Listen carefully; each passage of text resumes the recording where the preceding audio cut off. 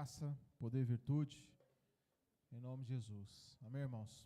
Vamos orar, agradecer a Deus por estarmos aqui reunidos no santo nome de Jesus, para que possamos agradecê-lo sempre, né, pelo seu amor, sua graça, sua bondade, suas misericórdias, em nome de Jesus.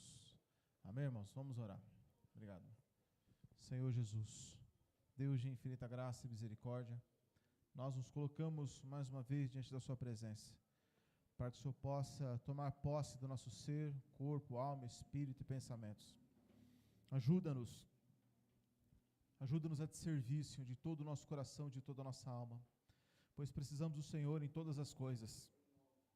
Fortalece nosso ser, nosso coração, fortalece nossos pensamentos, para que possamos te servir, Senhor Jesus, para que possamos te adorar em espírito e em verdade. Faz uma obra poderosa dentro do nosso ser, uma obra poderosa em nossos corações, para podermos amar ao Senhor, amar a sua palavra, Senhor Jesus, pois precisamos de ti, Senhor, operando dentro do nosso ser, apagando todo o passado e nos revestindo do novo homem que vive segundo a graça de Deus, em nome de Jesus.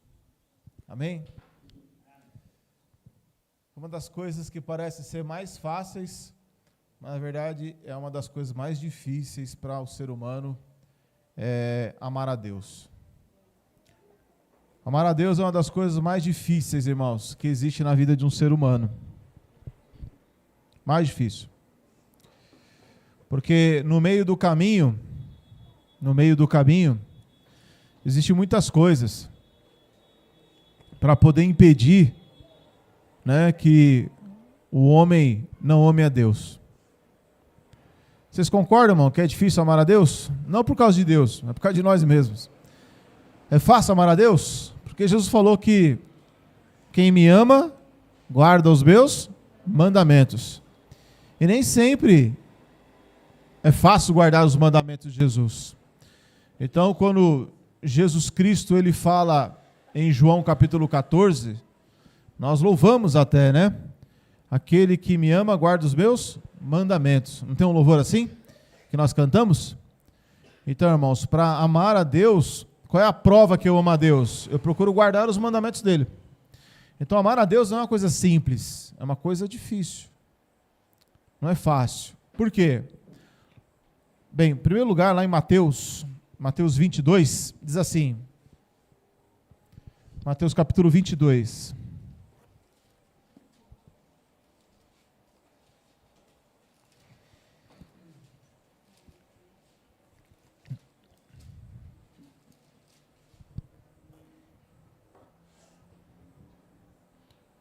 Eu trouxe o meu ajudante errado.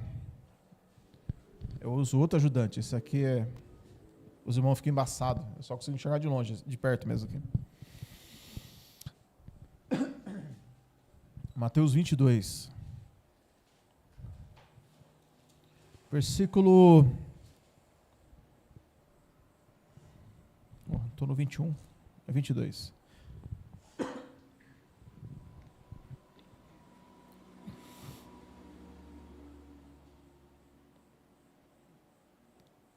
Versículo 37 diz assim.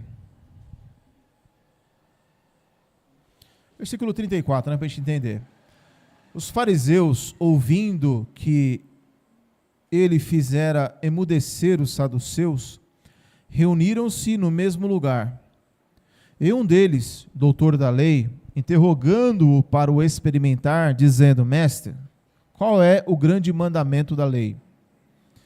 E Jesus disse-lhes: Amarás o Senhor teu Deus de todo o teu coração, de toda a tua alma e de todo o teu pensamento.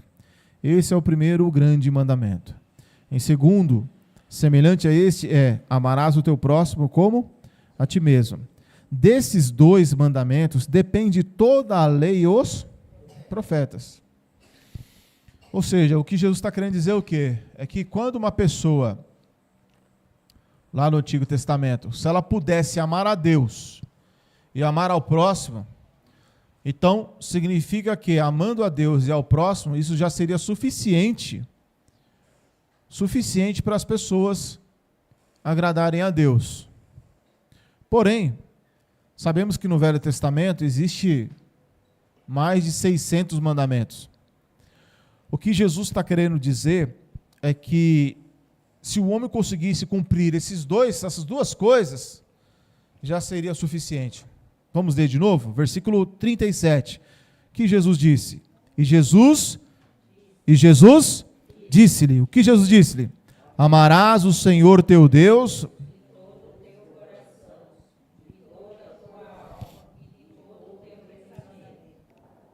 Vamos de novo, versículo 37, irmão. E Jesus disse-lhe, amarás o Senhor teu Deus de todo o teu coração, e de toda a tua alma, e de todo o teu pensamento. Então isso não é fácil. Por que não é fácil isso? Porque no coração do homem existem muitas coisas. O nosso coração, ele é dominado por tantos pensamentos, preocupações, sentimentos, vontades. E tudo isso acaba o quê? Tudo isso acaba desviando o nosso coração e o nosso amor por Deus. Porque aquele que ama, né, irmãos, ele tem um desejo por Deus, vontade de Deus. Então, quando a palavra diz, amarás de todo o teu coração, toda a tua alma, de todos os teus pensamentos, você imagine, os seus pensamentos, a sua alma e o seu coração serem voltados para Deus. Quando, na verdade, o nosso coração, existe uma luta muito grande dentro dele. Se os irmãos colocarem, coloca a mão aí, tem um provérbio, sobretudo guarda, é Provérbios 4. Olha lá em Provérbios, irmãos, depois de Salmos, né?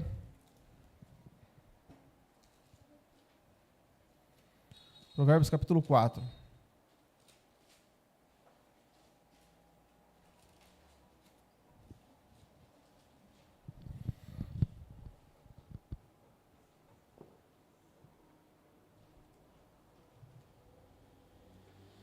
Provérbios capítulo 4, irmãos.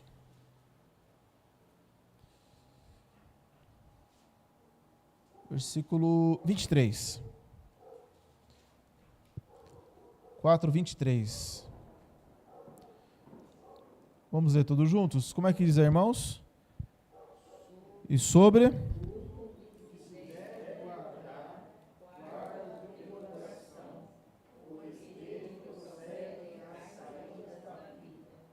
Olha só que interessante. Sobretudo deve guardar, e sobretudo o que deve guardar. Guarda o teu? A gente é preocupado em guardar quantas coisas, irmão? Um monte de coisa, né? A gente guarda, não guarda? Procura guardar, um monte de coisa. Você guarda a senha do seu banco. Você guarda coisas preciosas em um lugar específico. Você não deixa à toa. Você compra um celular aí que hoje não é barato. Você guarda, não guarda? Você guarda. Você guarda lá a comida lá no lugar certinho. Você põe o que é na geladeira, o que é no armário, você põe no armário. Você compra lá uma calça, um sapato, uma camisa. Você faz o que com ela? Você joga no chão? Não, você guarda. Então a gente sempre está guardando o quê? Guardando as coisas. Quando o pai e a mãe compram um brinquedo, o que os pais falam? O que o pai e a mãe falam, Vitória? Guarda os brinquedos, né? Você deixa espalhado? É gostoso deixar espalhado, né? Aí depois tem que juntar tudo de novo, não é? Por quê? Porque tem que guardar. Então a gente guarda ou não guarda as coisas? Paz de Jesus, irmãos. Tudo bem? Amém. A gente guarda ou não guarda as coisas, irmãos? Guarda. Mas aqui está falando para guardar o quê? Vamos ler o texto de novo. 1, 2, 3. Sobretudo o que se deve guardar, guarda o teu coração, porque dele procede as saídas. Do coração procede o quê? As saídas? Ou para a morte. É do coração do homem que acontecem as coisas. É do coração. Então o que é guardar o coração? Nós lemos o quê, irmãos? Que devemos amar a Deus de todo o quê? Todo o coração, toda a alma, todo o pensamento. Por quê, irmão? É do coração do homem que procede as coisas. Então, de tudo que eu devo guardar, principalmente eu devo guardar o meu coração.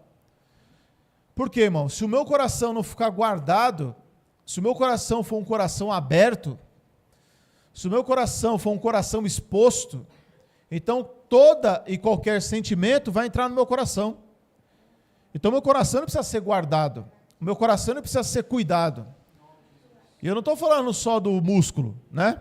Esse músculo aqui ele tem que ser cuidado também, né? Se tiver que tomar remédio, toma. As pessoas elas acabam tomando decisões erradas, caminhos errados, acaba falando o que não deve, acaba sentindo o que não deveria sentir, acaba gostando do que não deveria gostar, acaba odiando o que não deveria odiar. Por quê? Porque o coração, ele não é guardado. Quando o nosso coração ele não é guardado, então os nossos sentimentos não são guardados. Um coração que não é guardado, significa que é um coração que não tem equilíbrio.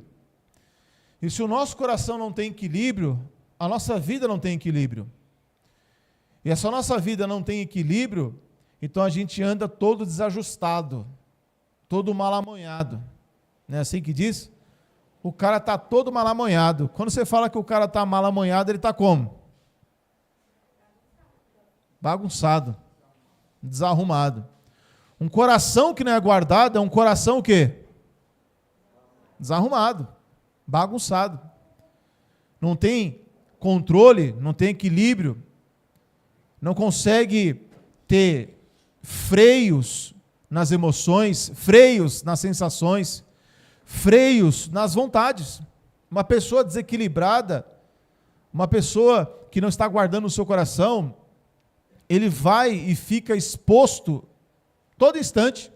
Por que a pessoa fica exposta, passa vergonha a todo instante? Porque o coração não é guardado. Os sentimentos não são guardados. As vontades não são guardadas, não tem equilíbrio, que é um fruto do Espírito. Lá em Gálatas 5, versículo 22 e diante, diz que um dos frutos é temperança. O que é temperança? Temperança é algo que o Espírito Santo nos dá para ter equilíbrio. Então o nosso coração é algo que precisa ser guardado. Por quê?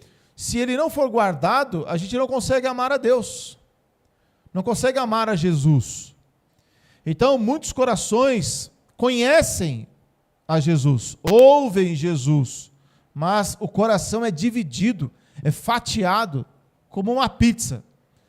Você pega uma pizza lá, o pizzaiolo faz o quê? Ele fatia lá em 8, ou até em 10 pedaços. E cada um vai para uma boca, né? Se você dividir, né? Porque senão você pode comer uma pizza sozinho, né? Agora, o coração nosso, você come uma pizza sozinho, Vitória, você riu, né? Menino, trabalhar, Eduardo. Olha só, irmão. Se você pega o seu coração e fatia em vários lugares, para várias coisas, o que sobra para Deus? Então, se o meu coração eu dou um pouco para isso, para aquilo, para pessoas, o que sobra para Deus? E quando eu falo o que sobra para Deus, é o meu coração, ele não pode estar dividido com outras coisas. Mesmo que eu tenha que fazer muitas outras coisas, mas o meu coração deve pertencer a quem? A Deus. Então, existe uma luta muito grande dentro do ser humano, uma batalha. Então, aprender a guardar o coração é fundamental. Para quê, irmão? Para a gente não se perder. Então, conhecer a Jesus é só um início. É só o início das coisas. Na nossa caminhada, se nós não aprendemos a guardar o nosso coração, a gente se perde. Se perde com facilidade. Por quê? Porque em vez de eu apresentar o meu coração para Deus, eu posso apresentar uma fatia do meu coração. Eu posso apresentar a borda. Quem aqui não gosta de comer borda de pizza? Todo mundo aqui é fominha, igual eu. Eu não perdoo nem a... Você riu, né, Laura? Você também não perdoa nem a borda, né? As bordas da pizza, você come tudo, irmão? É porque vocês comem borda recheada, né? Não sobra nada. Tem gente que não gosta da borda, né? E aí acaba deixando de lado. A gente não pode deixar um pedacinho para Deus, uma borda para Deus, uma fatia para Deus, porque não é isso que Deus pediu para nós. Quando Deus, a palavra diz em João 3,16, Deus amou o mundo de tal maneira. E ele fez o quê? Que enviou o seu filho único, unigênito. Seu filho único. E ele deu o seu filho único, ele enviou aonde? Nesse mundo. E quando Jesus veio a esse mundo, irmãos, quando Jesus veio a esse mundo, ele nasceu de uma mulher pecadora. Maria, mesmo sendo virgem, era uma pecadora. Não é como muitos católicos dizem, a Virgem Maria, a Senhora Imaculada Conceição, né? Significa que não há pecados. Não, Maria, ela teve pecados. Tanto que ela, no seu cântico, até tem um louvor que diz, minha alma engrandece ao Senhor, né? Meu espírito se alegra em Deus, meu Salvador. Então, a própria Maria diz que precisa de salvação. A própria Maria diz, precisa de salvação. Então, quando Deus enviou o seu filho, ele não enviou o seu filho forte, poderoso. Ele gerou uma criança no ventre de uma mulher, que teve que fugir para o Egito, porque queriam matar a criança. Queria matar a criança. A criança nasceu, teve que fugir para o Egito. E Deus não foi lá e matou Herodes. Não. Ele esperou Herodes morrer para voltar do Egito e voltar a morar lá em Israel, lá em Nazaré, Cafarnaum. Cresceu, trabalhou, suou como ser humano. Cresceu, começou o seu ministério pregando a palavra, falando do amor de Deus, da salvação, e ele foi rejeitado. Foi perseguido, foi ameaçado. Jesus, ele foi julgado injustamente, mentiram, caluniaram contra ele, perseguiram, prenderam, bateram, deram murros, cusparadas. Se você vê o seu filho sofrendo, se você vê o seu filho apanhando, você faz o quê? É isso que vocês fazem? Vocês fazem nada? Hã? Hã? Você vai e protege? Protege, vai para cima, na voadora. Só Deus sabe o que a gente faz, né? É ou não é? Você vê o seu filho apanhando lá. Você vai na escola, seu filho está apanhando na escola. Você vai fazer o quê? Você vai querer tomar a providência. Você não vai querer deixar aquilo ali quieto, né? Não precisa bater, né? Tem que tomar cuidado. Mas a vontade é, não é? Vontade é. Vontade é de você praticar olho por olho, dente por dente. Porém, Jesus sofreu tudo isso. E o Pai fez o quê? Perdoou. Porque Jesus falou, Pai, perdoa-os. Eles não sabem? Eles não sabem o que fazem. Eles não sabem o que fazem. Então Jesus, quando esteve nesse mundo, ele guardou o seu coração. Guardou o seu coração, guardou a sua vida. Ele amou o Pai, ele amou a Deus. Acima do quê? Das ofensas. Ele amou a Deus acima do quê? Das afrontas. Ele amou a Deus acima das suas vontades.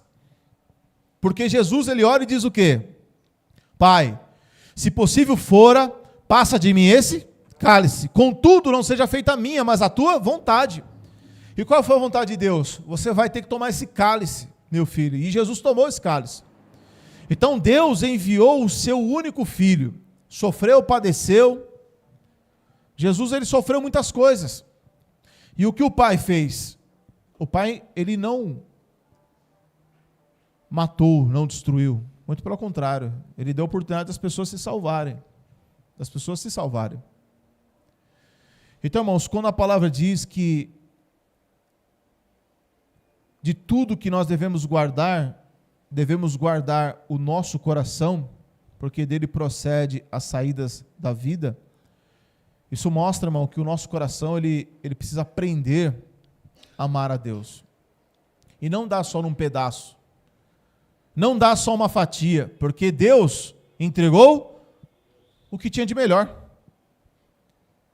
Imagine se Jesus, se o Pai tivesse entregado para nós só um pedacinho. Porque o Pai, ele enviou o seu Filho. Vamos ler lá. João 16.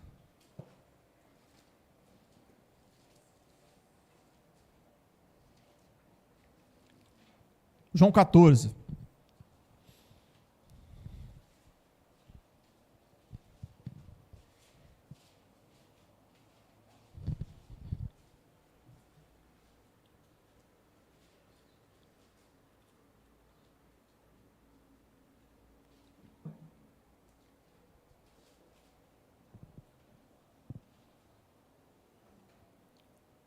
João capítulo 14, que eu falei, né? 14, versículo 26. Diz assim: mas aquele Consolador, quem é o Consolador? O Espírito, que o Pai enviará em meu nome, vos ensinará todas as coisas e vos fará lembrar de tudo quanto vos tenho dito. Então veja, Jesus ele está dizendo, abra no capítulo 16 agora. Versículo 13, vamos ler juntos? Como diz aí? Não, versículo 7, diz assim, ó: todavia, digo-vos a verdade, que vos convém que eu vá, porque se eu não for, o Consolador não virá a vós. Mas se eu for, enviá-lo-ei. Então, olha só, irmãos. Deus amou o mundo de tal maneira que enviou o seu único Filho, não é? O que está escrito em João 3,16. Deus amou o mundo de tal maneira que enviou o seu único Filho. Não é isso, irmãos? Então ele deu o que, irmãos? O que tinha de melhor. O Pai deu o que tinha de melhor. Tinha de melhor. Ele deu o que tinha de melhor. Quando Jesus ele veio e morreu por nós, para os nossos pecados serem perdoados, não ficou só, entre aspas, em Jesus. A palavra está dizendo que ele enviaria também o Consolador. Nós lemos em João 14, 26, que o Consolador é o Espírito Santo da verdade. Por quê? Versículo 8. Todos juntos, irmãos. Como é que diz?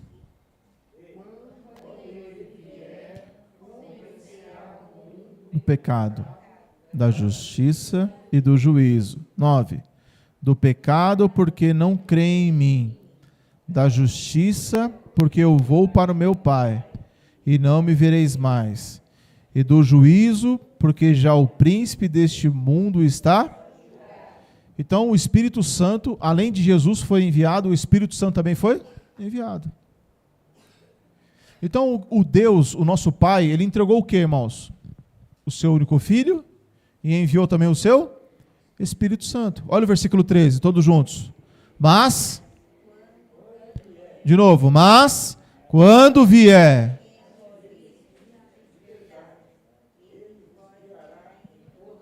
Certo, vamos ler de novo, versículo 13, irmãos.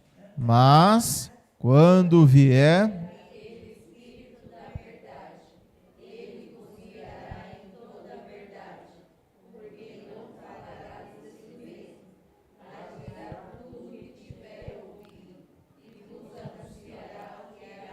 Então o Pai enviou o seu Filho e agora enviou o seu? O seu? Espírito Santo, que é chamado de Consolador. Então, irmão, se o Pai deu tudo isso, como é que nós podemos dar só um pouquinho para Deus? Só um pedacinho. Você acha que Deus ele quer só a borda da pizza? Você acha que Deus só quer uma fatia da pizza?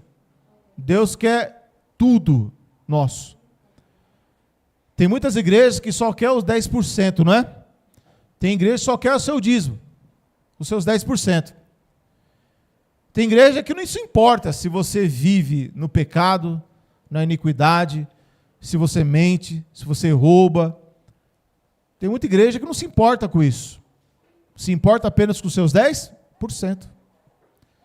Mas o Novo Testamento nos chama a atenção de que o Pai, ele não quer 10%. Deus quer o que de nós? A nossa vida inteira, 100%. Amar a Deus acima de tudo. Amar a Deus de todo o coração, toda a alma, todo entendimento. E por quê, irmãos? Porque se Ele fez tudo isso por nós, nós também devemos fazer tudo isso e entregar nossa vida para Ele.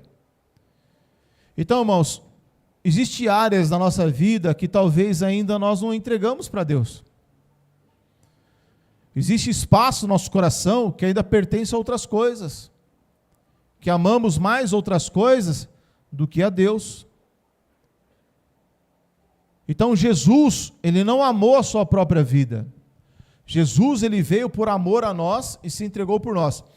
Então, o que está e que nós temos que fazer, analisar dentro de nós, no nosso coração, é o que ainda eu preciso aprender a deixar para amar a Deus. Amar a Deus. O apóstolo Paulo, aqui em Atos capítulo 20.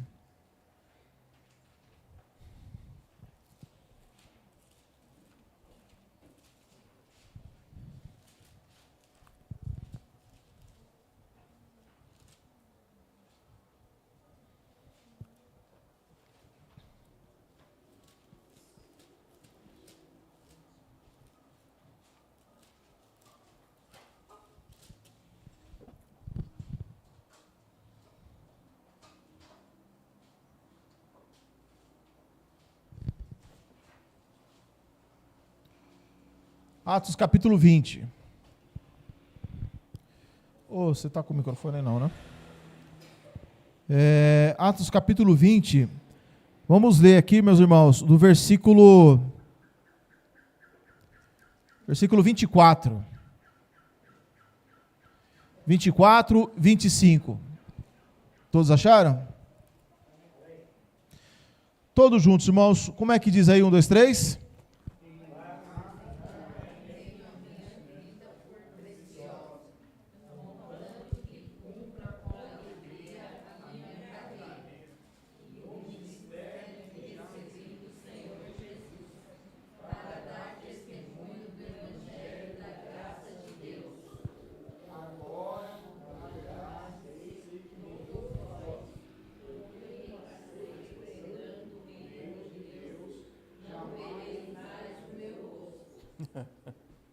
Certo, tá bom. Então, vamos ler de novo, versículo 24, irmãos. Mas em nada tenho a minha vida por contanto que cumpra com alegria. Olha só, não é murmurando, não é reclamando, é com alegria a minha carreira e o ministério que recebi do Senhor para dar testemunho do evangelho da graça de Deus. Então, esse é um coração de que ama a Deus. É um coração que não há interesse pessoal do apóstolo Paulo. O apóstolo Paulo está dizendo que ele não tinha mais a vida dele por preciosa. Que a única coisa preciosa que tinha no coração dele era o quê? Dar o testemunho de Jesus.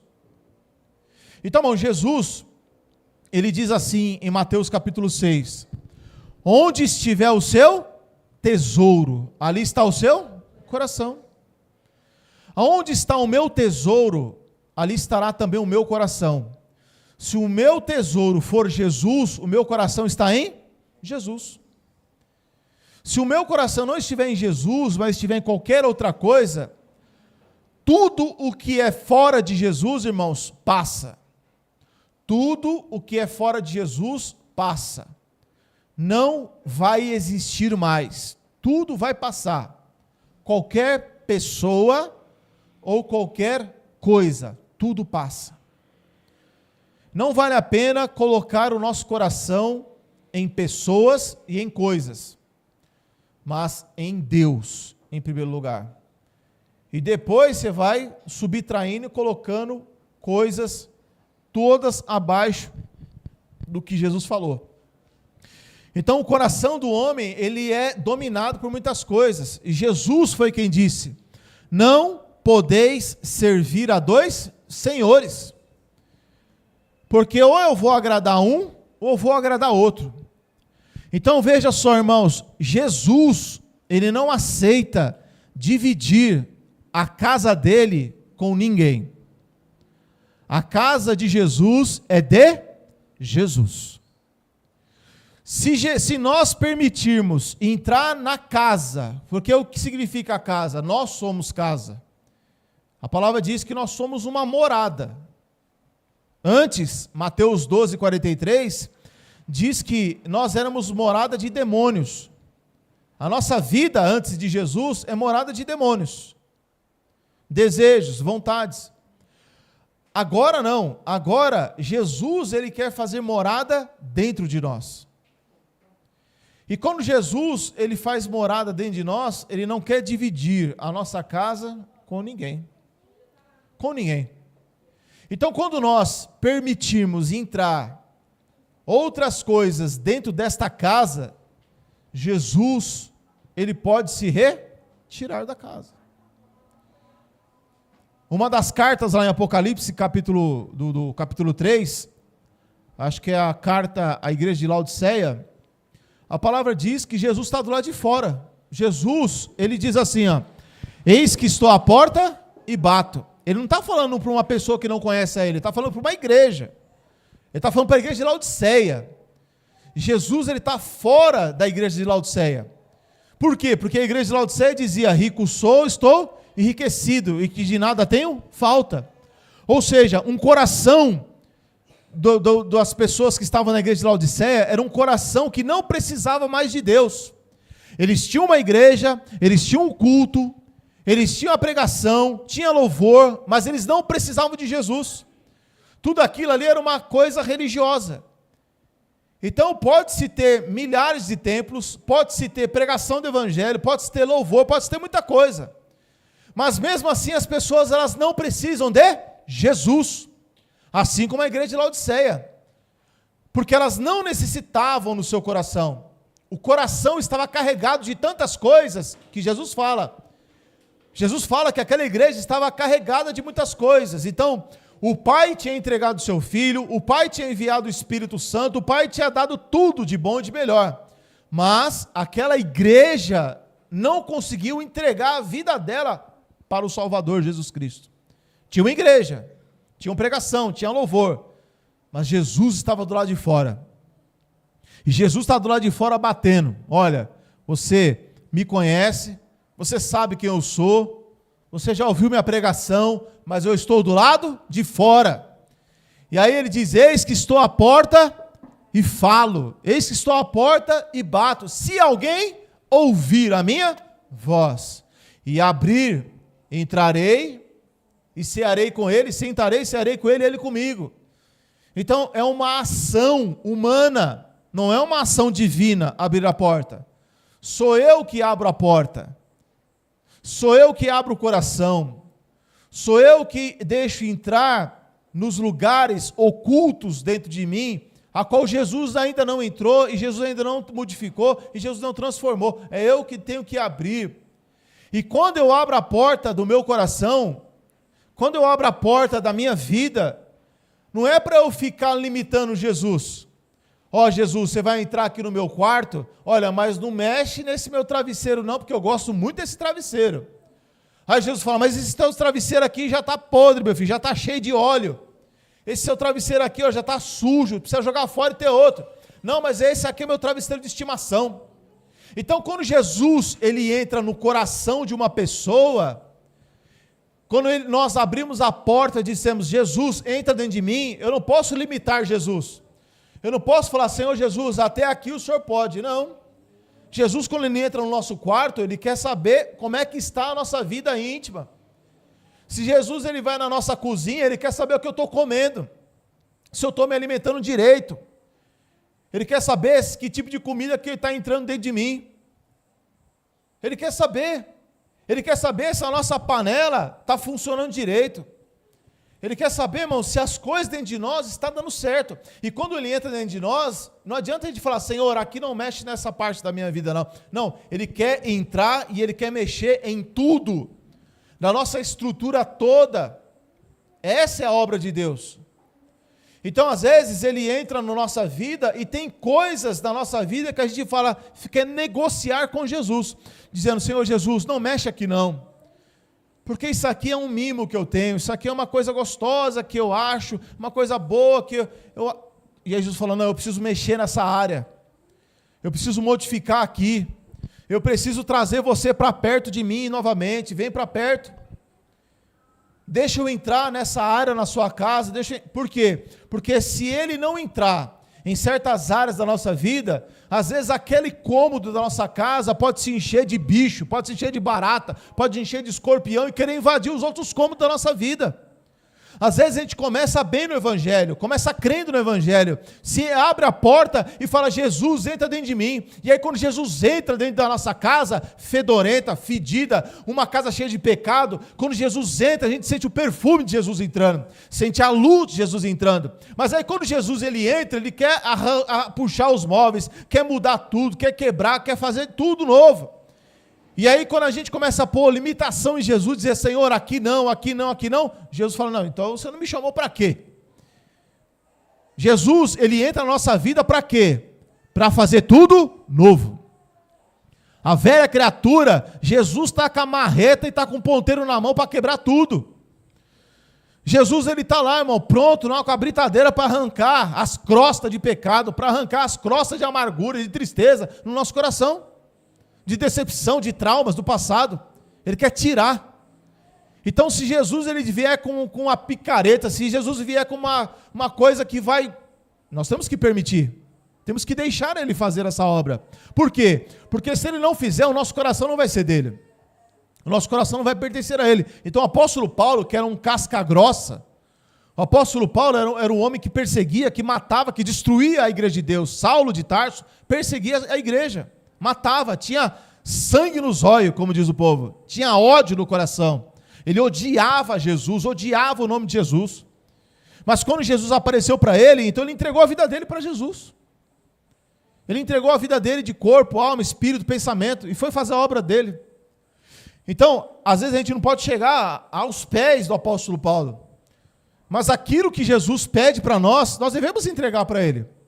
Aquilo que Jesus pede para nós, por que não podemos entregar? Por que não podemos entregar a nossa vida para Jesus como esposo, como esposa? Como não podemos entregar a nossa vida para Jesus como cristãos, trabalhando lá fora, sendo sinceros, honestos? Então amar a Jesus é uma coisa muito séria. É muito sério. Existem dois textos muito fortes, que eu já li ele, e é um negócio pesado. Veja só. Dois textos. Vamos ler primeiro um, que é o mais pesado. 1 Coríntios, capítulo 16, o último versículo. Último não, antepenúltimo.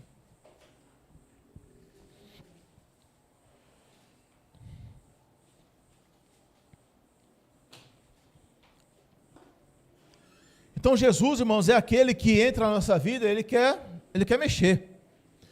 Vocês já viram aqueles programas, eu acho que aqueles programas de televisão, que, 1 Coríntios 16,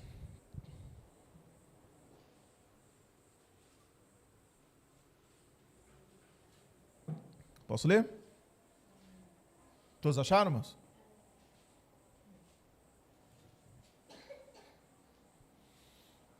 Olha só, irmãos, sabe aqueles programas de televisão? Eu lembro que passou há muito tempo atrás um programa de televisão, não sei se é verdadeiro ou não, mas chamava Super Nanny.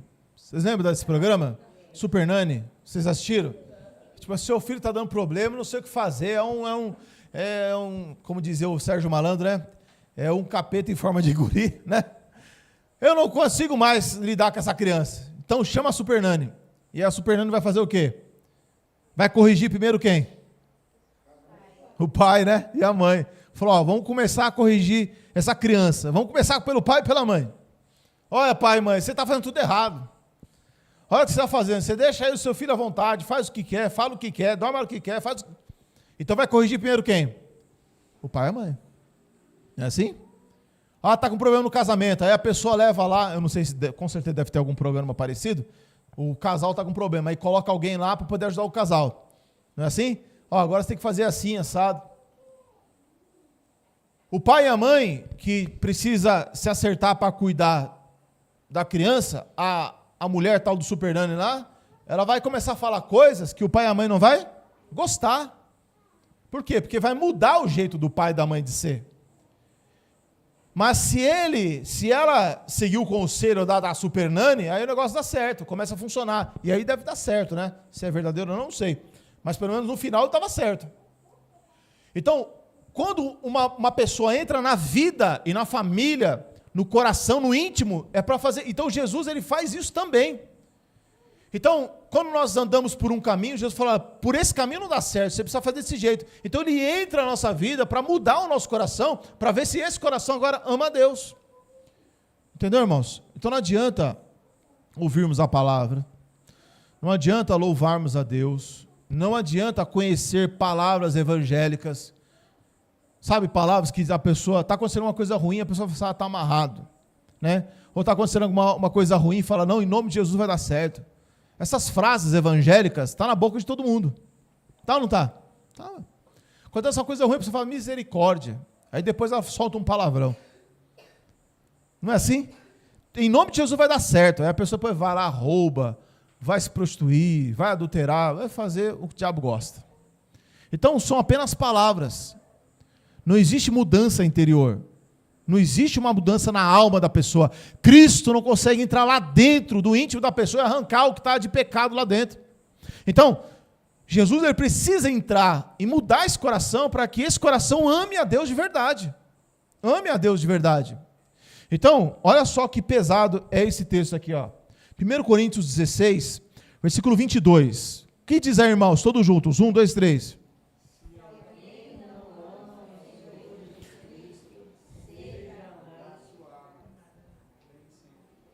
Tá ok? Olha só. Se alguém não ama o Senhor Jesus Cristo, seja anátema. Tem alguma outra tradução? Amaldiçoado. E maranata. O que significa maranata? Tem a tradução aí? Vem Jesus. Ora, vem Senhor Jesus. O que Paulo está falando aqui, irmão? Se alguém não ama o Senhor Jesus, seja o quê? Separado de Deus. O que é anátema? Uma pessoa que está separada de Deus. Então, Paulo está dizendo para a igreja, não está falando para uma pessoa do mundo. A pessoa do mundo já é anátema, já é separada, já está longe de Deus. Paulo está dizendo, olha, quem não ama Jesus, ele vai ser separado de Deus. O que é anátema? No último dia, a pessoa vai ser separada do seio da igreja. Existe a igreja física e tem a igreja espiritual. A igreja espiritual é aquela que ama a Deus. A igreja física, aí só Deus sabe quem ama a Deus. Eu não posso julgar ninguém. Eu não posso falar, você não ama a Deus. Porque eu não sei o íntimo, né? De cada irmão, de cada pessoa. Mas quem ama, Jesus falou, pelo fruto se conhece? Árvore. Você ama a Deus? Então qual é o fruto que você dá? Qual é o fruto que eu dou? Qual é o fruto? Né? Quais são as obras que eu pratico?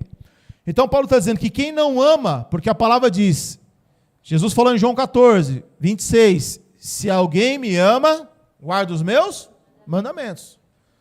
Então os mandamentos de Jesus estão onde? No Novo Testamento. Eu leio e guardo, pratico. Quem lê e pratica, ama Jesus. Quem lê e não pratica, ele vai se tornar o quê?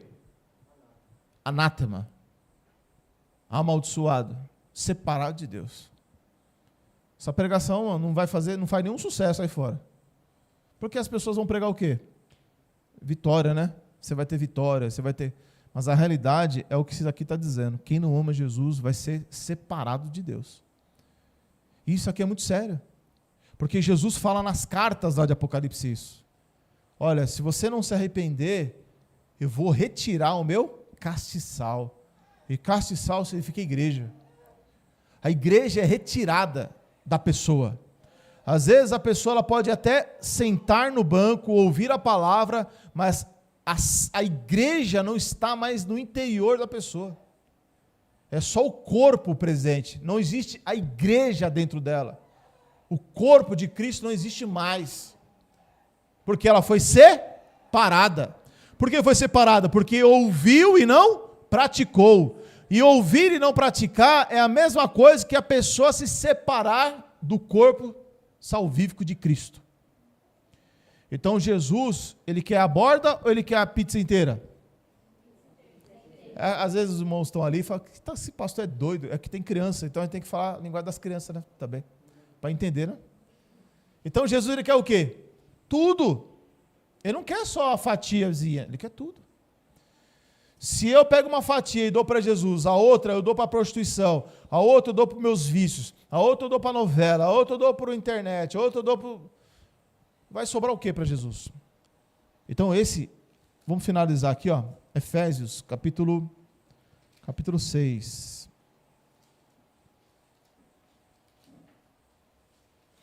Então, irmão, amar a Jesus é uma obra divina. Por quê, irmão? Porque o ser humano, nós, como seres humanos, a gente não consegue amar a Deus naturalmente. O que faz a gente amar a Deus é Jesus Cristo.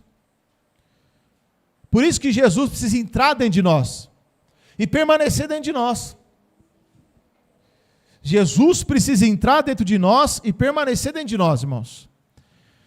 É só Jesus em nós que nos faz amar a Deus. Se Jesus não estiver dentro de nós, a gente não consegue amar a Deus, não consegue. Então Jesus precisa estar dentro de nós. Jesus precisa morar dentro de nós. Jesus tem que entrar na nossa vida. Entrar na nossa vida quando? Todos os dias. Todos os dias, irmãos, todos os dias. Todos os dias. Se o meu coração, Jesus, se ele não fizer uma varredura em tudo, uma hora ele vai sair do coração. E vai dar errado. Vai dar errado. Imagine se o meu coração, ele, voltando à figura da casa, imagine se ele entra numa casa e ele consegue lá entrar na cozinha, na sala, no quarto, ele entra no banheiro, mas aí tem aquele cantinho da bagunça. Sabe o cantinho da bagunça? Aquele cantinho lá que alguns homens têm, né? Ou todos, né? Eu tenho o meu cantinho lá, cheio de coisa lá. A gente fala o quê? Uma hora precisa, né? Joga não que uma hora precisa. E às vezes precisa mesmo. Agora, espiritualmente, se a gente deixa o cantinho da bagunça, às vezes aquela bagunça vai se estendendo. Deixa de ser um cantinho, passa a ser um cômodo da bagunça. Depois passa a ser 2 cômodos da bagunça. Daqui a pouco a casa inteira está tomada pela bagunça. E Jesus está onde? Jesus não fica no meio da bagunça. Jesus não gosta de bagunça. Jesus não gosta de sujeira. Quando Jesus ele entra no meio da sujeira, é para limpar. Quando Jesus entra no meio da sujeira, é para lavar. Jesus não é porco para ficar numa sujeira, é? Não. Então a nossa vida era uma vida de sujeira. A nossa vida era uma vida emporcalhada, de maus pensamentos, de maledicência, de fofoca, de engano, de prostituição, de maus pensamentos, de soberba, de arrogância, de ira, de ódio, de mágoa, de diz que me disse, de falação. Essa era a nossa vida, de sujeira. Então Jesus, quando ele entra na nossa vida, ele quer fazer o que com essa sujeira? É a parte que vocês falam, limpar. Tá? Quando Jesus entra na sujeira, ele quer fazer o que com medo dessa sujeira? Isso, irmão. Tá vendo? Jeitinho, os irmãos, a benção. Ele quer limpar. Ele quer limpar, irmão. Quem gosta de sujeira são demônios. Quem gosta de sujeira é Satanás. Quem gosta de sujeira, irmão, são eles. Jesus, ele entra para limpar. Se Jesus entrar na nossa casa e não conseguir limpar, ele sai. E os demônios entram. E ficam bolando na sujeira. Porque eles amam isso daí. Aqui em Efésios 6, versículo 24, diz assim: a graça seja com todos os que amam a nosso Senhor Jesus Cristo, hein? Sinceridade. Vamos ler de novo? Efésios 6, 24. Todos juntos, irmãos. Bem forte. A graça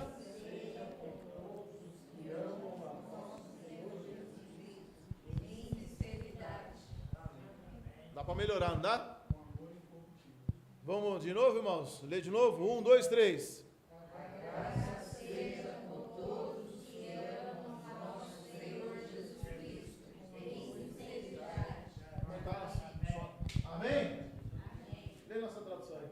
A graça seja com todos os que amam nosso Senhor Jesus Cristo, com amor incorruptível. Um amor? O que é um amor incorruptível? O que é uma coisa incorrupta? O que é o contrário de incorrupção? O que é o contrário? O contrário de incorrupção é o quê? Corrupção. O que é uma coisa corrupta? Aí você fala um político. Não. Né? O que é uma coisa corrupta? Vai lá. Ô Lula. Você é o verdadeiro Lula livre. Olha só. A corrupção é o quê, irmão? Quando você fala de corrupção, você lembra do quê? Lembra de político. Por que político? Porque a pessoa fala o quê? Quando a pessoa entra lá, ela se corrompe. Ou seja, entrou certo e ficou errado. O que é amar Jesus de uma forma incorruptível? Significa que é um amor que não vai se estragar, um amor que não vai se corromper. Quantos evangélicos que entraram na política amando a Deus e o seu amor foi o quê? Corrompido. Então, quando você começa com Jesus, você ama Jesus com sinceridade. Você ama Jesus com verdade. Você ama Jesus com honestidade. Você ama Jesus com tudo que você tem. Você tem fraqueza, você tem luta, você tem tudo. Mas, quando uma pessoa chega em Jesus e ama Jesus, ela tem um monte de defeito. E depois também fica um monte de defeito. Mas ama Jesus com sinceridade. O que é amar Jesus com sinceridade? É um coração honesto. Ela não oculta os seus pecados. Ela não vive de uma forma falsa, fingida, hipócrita. Ela não aponta e julga os outros quando, na verdade, a vida dela está uma bagunça. Ela olha para si mesmo. Ele olha para si mesmo. Amar a Deus com sinceridade, apesar das fraquezas, ele chega diante de Deus com sinceridade e diz: Senhor, eu sou fraco, eu tenho esse defeito, eu preciso ser lavado aqui, eu preciso ser limpo. Mas ele ama Jesus com sinceridade, é verdade. Ele chega a Deus e fala: Deus, eu tenho tudo isso aqui de pecado ainda, me limpa. Eu quero ser lavado, eu quero ser como o Senhor. Quando eu não amo a Deus com sinceridade, eu vou empurrando com a barriga até onde dá. Ou seja, até o diabo levar embora. Amar a Deus com sinceridade é ir reconhecendo as transgressões, reconhecendo os pecados e buscando a Deus. Porque ama com sinceridade, não há corrupção. Ou seja, quando chega uma coisa muito séria, o coração da pessoa não é corrompido. O amor dele continua por Deus intacto. Ele não vai trair Jesus. Ele não vai trair. Porque nós lemos lá em Coríntios 16, que quem não ama Jesus, ele se torna o quê? Uma pessoa separada, amaldiçoada. Então, irmãos, eu pergunto para os irmãos: Jesus amou a gente com sinceridade? Amou. Então, o que é que nós devemos dar de volta para ele? Amá-lo com sinceridade. Amar com sinceridade não significa não ter erros. Todos os apóstolos tinham erros e pecados, mas eles eram sinceros. Eles tinham fraquezas? Tinham, mas eles eram sinceros no amor dele. Apesar dos nossos erros e pecados, temos que ser honestos, sinceros. Se você, por exemplo, se você tem uma fraqueza muito grande, você tem que ser sincero. Olha, eu não consigo fazer tal coisa que eu vou ficar em luta, eu vou ficar em aflição, eu não consigo. Então você já foge daquilo ali. Né? Se você, por exemplo, se você não consegue conversar ou discutir uma situação que você já fica nervoso, você explode, você cria, ou você é uma pessoa que fica amargurada. Então é uma coisa que você tem que ficar o quê? Atento com aquilo ali. Para quê? Para que você não se corrompa. Né? Não se corrompa. Enfim, irmãos. Então, a graça, ela está, né, o que está escrito aí? Eu fechei aqui, mas como é que está escrito aí? Leia de novo aí. 1, 2, 3. A graça seja com todos os que amam ao Senhor Jesus Com sinceridade. A graça, presta atenção, a graça só vai ser derramada sobre quem ama a Jesus com sinceridade. Então quer dizer que quem não ama Jesus com sinceridade, a graça não é derramada. Se você for sincero, se eu for sincero, a graça de Deus é derramada sobre mim. Se eu não for sincero, eu não recebo ajuda de Deus. Porque a graça é a mão de Deus me ajudando. Quando que uma pessoa não é ajudada? Quando ela não é sincera.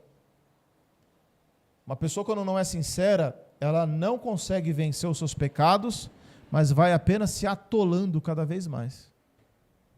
O pecado vai só aumentando. Então, em vez de dar frutos, a pessoa vai deixando de dar frutos. Porque não tem graça. A graça não é derramada. Por quê? Porque não há sinceridade. Entendeu, irmãos? Ser sincero é fundamental no reino de Deus. Ser sincero é fundamental. Então, que nós possamos buscar a sinceridade, né, irmãos? Vamos orar. Eu queria falar mais, mas o horário já foi. E quem sabe a gente fala um pouco amanhã, né? Tempo de oração? Vamos orar e agradecer ao nosso Senhor Jesus Cristo, irmãos. Em nome de Jesus. Sábado que vem não haverá culto aqui. Amém? Sábado que vem vai ser culto lá em Itapevi, que a gente vai fazer aquela reunião de oração, louvor, entrega a Deus, né? Então, sábado que vem o culto começa lá, às 7 horas da noite, né? E aí vamos até umas 10 e pouco, louvando, orando, e aí no domingo vai ser o dia da ceia. Amém, irmãos? Em nome de Jesus. Vamos orar. Senhor Jesus Cristo, Deus de infinita graça e misericórdia, o Senhor que, pelo seu muito amor com que o Senhor nos amou, estando ainda nós mortos em ofensas e pecados, o Senhor deu a sua vida por cada um de nós. E nós também devemos dar a nossa vida, Senhor Jesus, para o Senhor. Toma posse do nosso ser, corpo, alma, espírito, pensamentos. Nos ajuda, Senhor, a crescer na graça e no conhecimento que há no Senhor. Ajuda-nos a te amar, Senhor, acima de todas as coisas. São muitas coisas que estão ao nosso derredor, querendo roubar a nossa atenção, o nosso amor pelo Senhor e a nossa dedicação. Mas nós nos colocamos diante da sua presença, para que o Senhor tenha misericórdia e nos ajude a amá-lo com todo o nosso ser, em nome de Jesus. Abençoa cada um dos meus irmãos que puderam vir essa noite, derrama graça sobre graça, fortalecendo e animando a cada um deles, em nome de Jesus. Guarda nossas vidas, em nome de Jesus. Amém. Os irmãos podem se cumprimentar, irmãos, em nome de Jesus.